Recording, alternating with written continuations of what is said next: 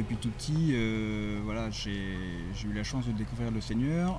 Et bon, alors pas sans difficulté hein, au cours de l'adolescence notamment, mais j'ai eu la chance d'avoir le scoutisme qui était là et qui m'accompagnait. Et ensemble, finalement, parce qu'on était plusieurs hein, à rencontrer à cet âge-là des difficultés, ensemble, ça nous a permis de passer ces périodes difficiles, de doutes, de questions. Par l'intermédiaire des différentes activités scouts et notamment les raids, je pense, on a appris à s'émerveiller et à voir dans la création la présence de Dieu. Et ça, entre autres, dans les raids aussi, je pense, par des petits détails comme les croquis panorama. En fait, ce sont des croquis qui nous imposent de s'asseoir et d'observer et d'arriver à mettre finalement par écrit, à reporter ce qu'on voit. Et c'est là où finalement, en prenant ce temps-là, on arrive à percevoir la présence du Christ dans les petites choses.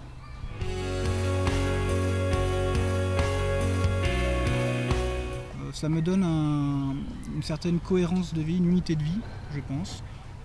Voilà, je sais qui je suis, qui je veux être, en tout cas qui je voudrais être, hein, puisque, et notamment grâce au scoutisme, finalement en choisissant l'idéal scout, ben, j'ai choisi d'avoir pour idéal de devenir saint.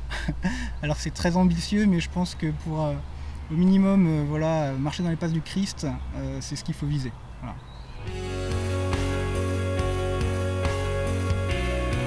Je pense que ma façon de témoigner du Christ aujourd'hui, c'est d'être exemplaire dans ce que je fais.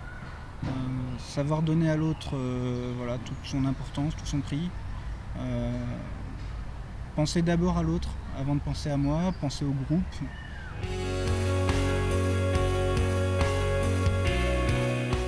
Des doutes, oui, j'en ai rencontré comme beaucoup de personnes, et notamment je pense à l'âge de l'adolescence.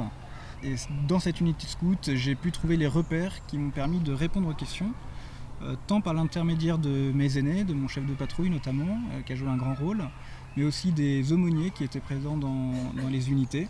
Et toujours disponibles pour voilà, écouter nos interrogations et nous aider à voilà, finalement ouvrir la porte qui était déjà entrouverte. Mais voilà, le doute était là justement, est-ce que je la pousse, est-ce que je la pousse pas. C'est parfois plus simple de se dire qu'on n'est pas croyant, c'est peut-être parfois moins exigeant, moins engageant. Voilà, par contre, il y a un jour où on découvre que cet engagement il rend heureux, il peut rendre heureux les autres. Et donc on y va, on défonce la porte.